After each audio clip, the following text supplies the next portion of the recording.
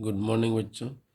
हम आज है जो एनाटॉमी के पार्ट को है जो आगे बढ़ाते हुए नेक्स्ट शूट के अंदर है जो एपिकल मेरिस्टेम्स के संदर्भ के अंदर हम बात करते हैं, जिसमें है apical meristem organisation. Apical meristem organisation है जो पौधों के है जो एपिकल पार्ट्स के ऊपर यानी कि मिलते हैं, और इनके ऊपर बहुत सारे हैं जो साइंटिस्टों ने काम किया है, जिनमें उन साइंटिस्टों के आधार पर है जो काफ़ी अधिक मात्रा के अंदर है जो काम किया गया है, और उन्हीं के आधार पर हम है जो ये अध्ययन करेंगे। अब अलग अलग पौधों के अंदर है जो अलग अलग प्रकार के हैं जिन एपिकल मेरिस्टम्स पाए जाते हैं, और उन एपिकल मेरिस्टम्स में जैसे आप ब्रायोफाइट्स में देखते हैं तो ग्रुप ऑफ द सेल्स हैं जो ग्रो करके और बनाती हैं। शैवालों के अंदर जो सिंगल सेल ही बनाती है यानी कि डिवीजन करती है, कुछ है जो मध्य की कोशिकाएं भी डिवीजन करती हैं।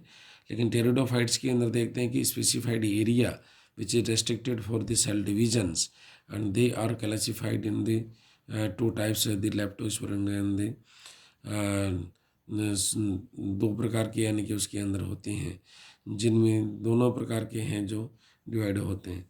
इसी प्रकार से हमें जो बात करते हैं नेक्स्ट टाइप के हैं जो कुछ टेरिडोफाइट्स के अंदर है, जो आप देखेंगे कि एपिकल मेरिस्टम्स है जो सिंगल सेल से ही डिवाइड होता है, जिसको कि हम अभी डिस्कस करेंगे। कुछ पौधे ऐसे होते हैं जिन पौधों के अंदर है जो आप देखेंगे कि पार्ट है जो ग्रो करता रहता है, और उनमें बहुत सारी लेयर्स हैं जो देखे हैं अपने डायग्राम्स के अंदर भी देखेंगे कि उनमें काफ़ी स्थितियां हैं जो अलग पाई जाती हैं, और उनके आधार पर हम है जो इनको डिस्कस करेंगे। तो हम ये देखते हैं कि किस किस प्रकार से है जो पौधे के अंदर है जो ये पाए जाते हैं। तो इनमें हम ये देखते हैं कि सबसे पहला जो बात करना चाहते हैं ये है सामान्यतया जो कोशिकाएं होती हैं इनके अंदर है जो, या इनका परिमाप होता है वह विभिन्न प्रजातियों के अंदर अलग अलग होता है। घासों के अंदर इसका व्यास है जो 90 माइक्रोन के बराबर, द्विबीजपत्री के अंदर 130 से लेकर 210 माइक्रोन, केले के अंदर है जो 280, और पाइपर 500 से लेकर के 800 तक यानी कि हो जाता है। तो ये वेस्कुलराइजेशन सूट्स है ना जिनकी प्राइमरी स्टेज का है जो निर्माण करते हैं।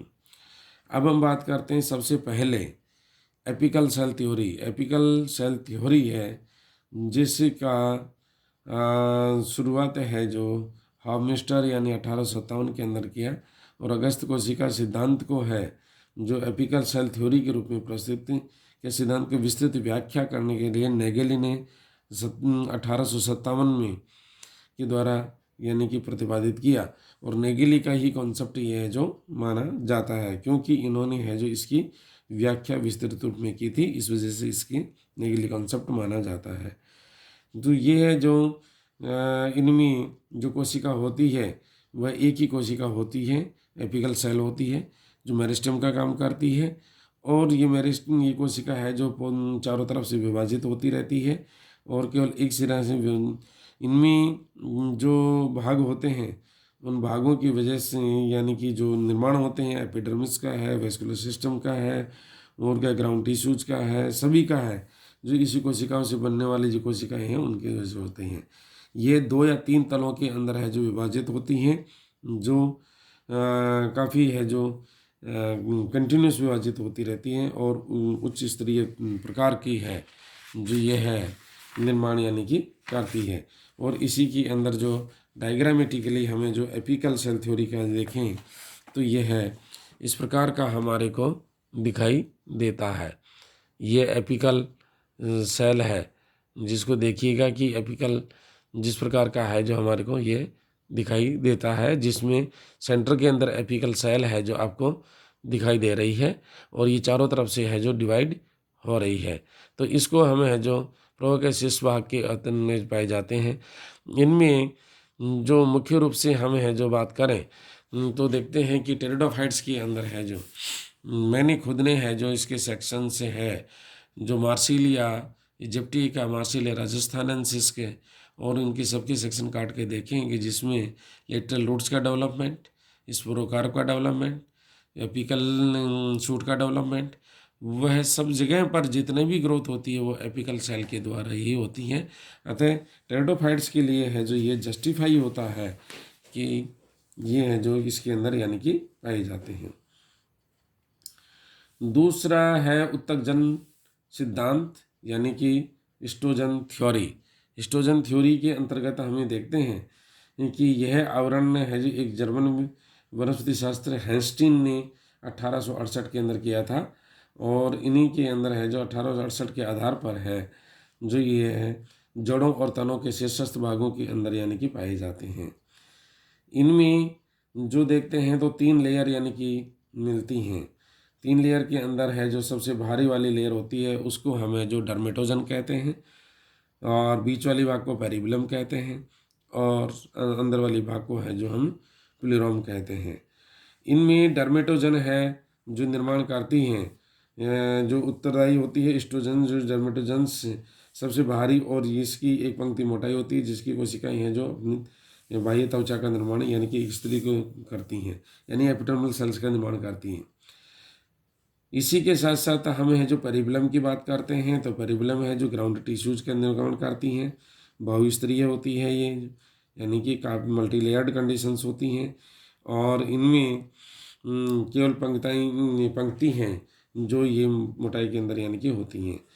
इसके बाद में प्लूरोम है, तो प्लूरोम है जो काफ़ी विजुति यानी कि होती है और इनर होती है, जिसके द्वारा है जो सोटापेक्स के कई कोशिकाएं यानी कि बनती हैं, जिसमें विशेष रूप से है जो वेस्कुलर सिस्टम है जो इसके अंदर बनता है।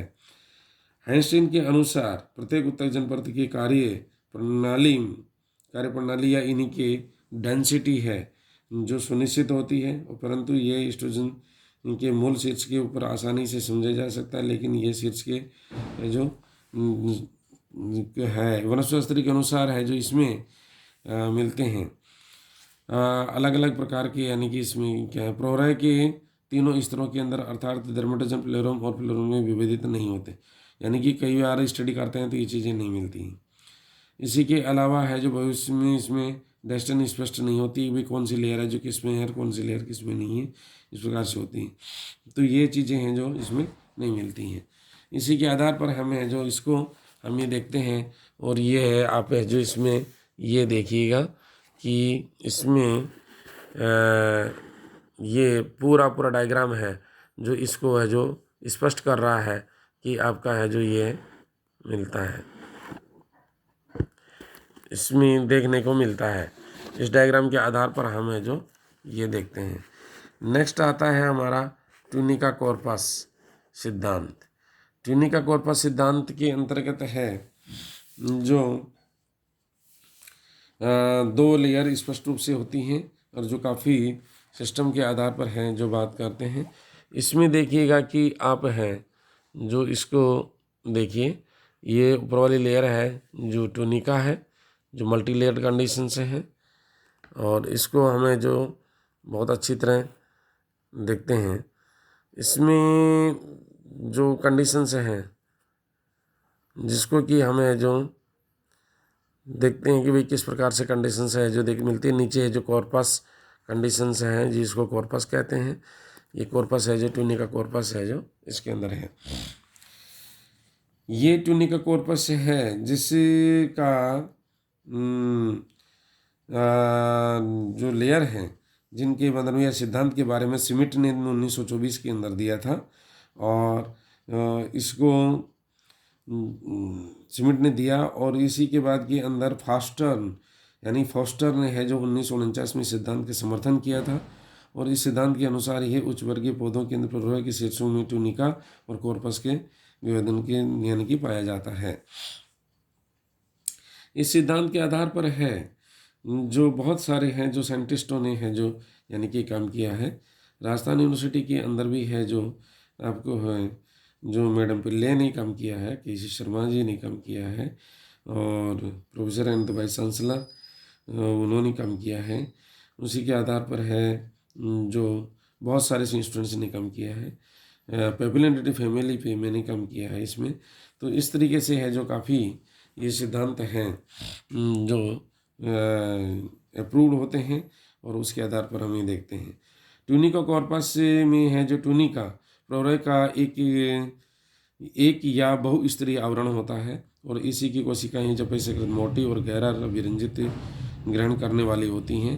यही नहीं, कोशिकाएं केवल अपनत एंटीक्लाइनल और विभाजन के द्वारा है प्रौरय के शीर्ष वाक्य के अंदर स्तरीय यानी कि वृद्धि करती हैं। ट्यूनिका की सबसे बाहरी वाली कोशिका पंक्तिबद्ध में बाह्य त्वचा बनाती हैं तथा यदि इन्हीं में कोशिका परिवर्तन होता है तो यह वलकुट का निर्माण और भी करती हैं। इसी के साथ साथ में देखते हैं नेक्स्ट वाला है जो पार्ट है वह हमारा कॉर्पस पार्ट है। कॉर्पस पार्ट है जो नीचे वाला पार्ट होता है जिसी के अंदर ढका हुआ रहता है जैसा कि हमने डायग्राम में देखा। और कोशिका के एक समूह में इसी की पंक्तियाँ यानी कि तलों के रूप में यानी कि पाई जाती हैं और यह वैस्कुलर सिस्टम का निर्माण करती हैं। इसमें वलकुट समान उत्तक मज्जा का विकास यानी कि होता है। तो ये है जो मिलती हैं। Reeves 1942 and faster 1949 tunica corpus सिद्धांत का लचीलेपन के बारे के अंदर प्रस्तुत किया। विभिन्न पादप प्रजातियों ट्यूनिका परतों के अंदर कोशिका पंक्ति की पर्याप्त विविधता पाई जाती है। मौसम के बदलाव के आधार पर भी है ट्यूनिका कॉर्पस के अंदर है जो परिवर्तन पाया जाता है। रीव्स 1942 के अनुसार है जो मौसम में बदलाव के कारण एक शीर्ष में विशेष प्रकार के पौधों में देखी जाती है जिसमें की घटना अंतराल आवृत होती है। इसी की स्टडी करने के आधार पर जब मैंने स्टडी किया तो उसके आधार पर यह देखा है कि 12 महीने लगातार इसके हर महीने शूट अपेक्स लेकर के उसके सेक्शंस काटे और उनके अंदर देखा है तो इन्हीं में विभिन्नताएं यानी कि पाई जाती हैं। यानी कि ग्रोइंग पॉइंट से टाइम पे जो अलग पाई जाती हैं और है जो डॉर्मेंट कंडीशंस के अंदर है जिसमें अलग लेयर्स का निर्माण होता है।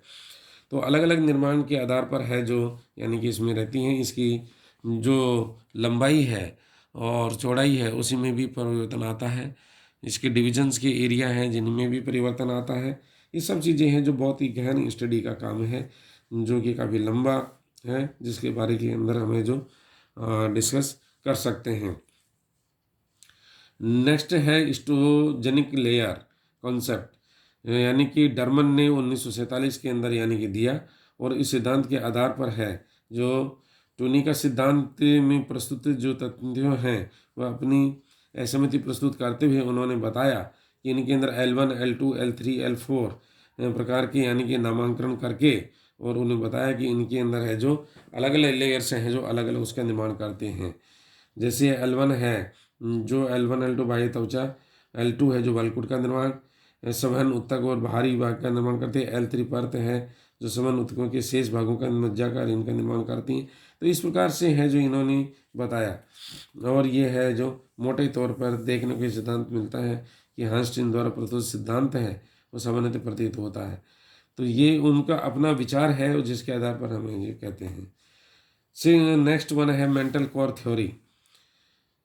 इस विचारधारा यार पोफाम और चान 1950 के अंदर पोफान और चान की है जो दो मोटी मोटी किताबें हैं एनाटॉमी के ऊपर और वो बहुत ही बेस और बहुत ही अच्छी किताबें हैं जिनके आधार पर उनको अध्ययन करना है जो रिसर्च लेवल पर बहुत ज़रूरी है।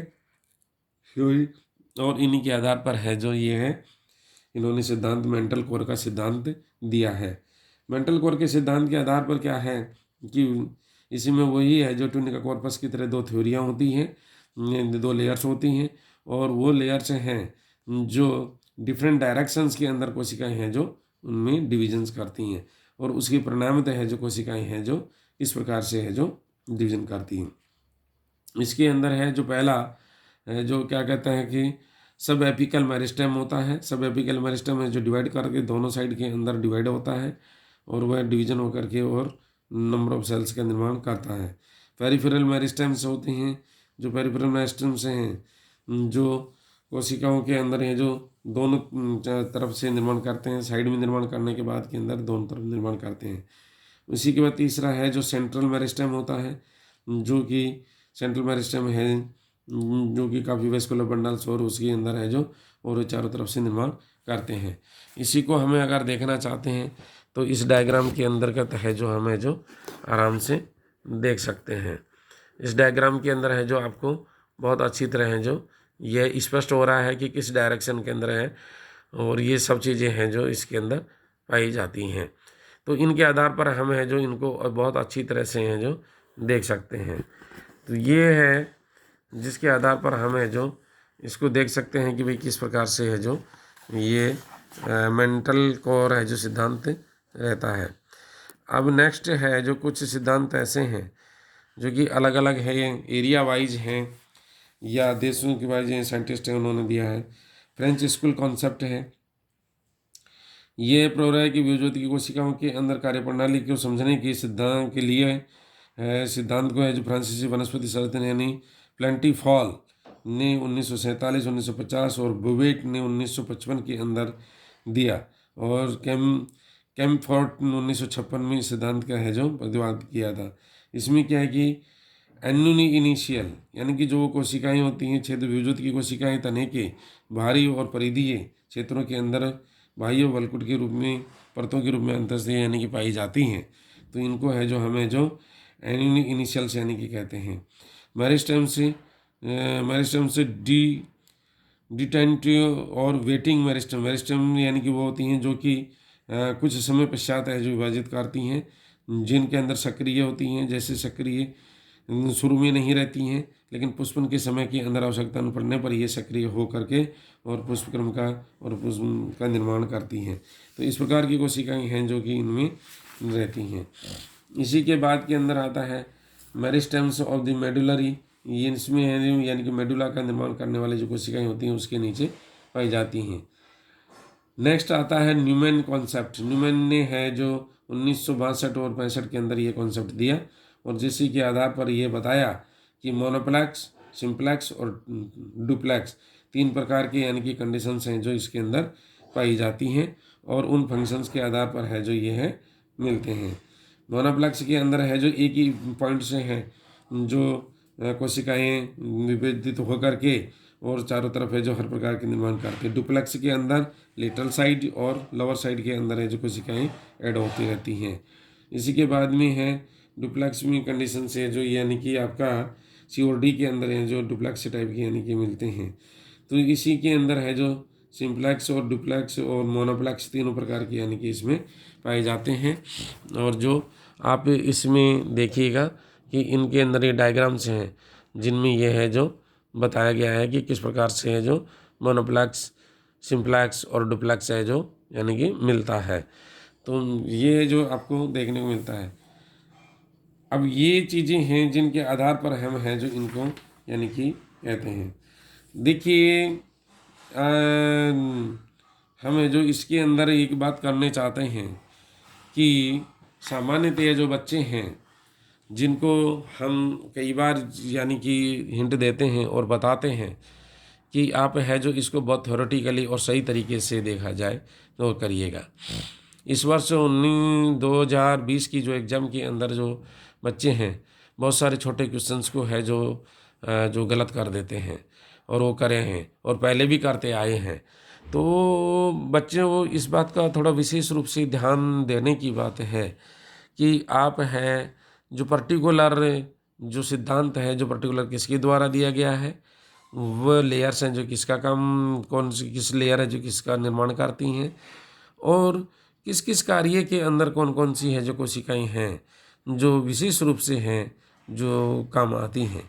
मैं जहाँ तक मानता हूँ कि बच्चे हैं जो इस बारे में है जो ध्यान नहीं देते हैं और बेसिक किताबों को नहीं पढ़ते हैं, अदर लिटरेचर्स होता है जिनके ऊपर ध्यान दे करके उन्हीं पे ध्यान देते हैं और एक डाइवर्टेड माइंड के रूप के अंदर काम करते हैं। कृपया ये चीज़ें हैं जो नहीं करें और आप है जो इसको थोड़ा सा ध्यान रखें। इसके ऊपर मैं अलग से है जो एक लेक्चर दूंगा ताकि आप ये जो एग्जामिनेशन पैटर्न को ढंग से समझ सकें और अच्छे से अच्छे नंबर ला सकें। Thank you.